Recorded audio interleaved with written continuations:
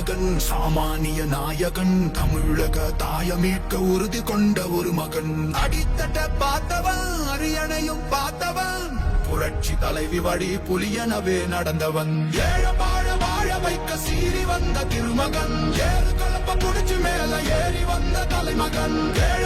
வாழ வைக்க சீறி வந்த திருமகன் ஏறு கலப்ப குடிச்சு மேல ஏறி வந்த தலைமகன்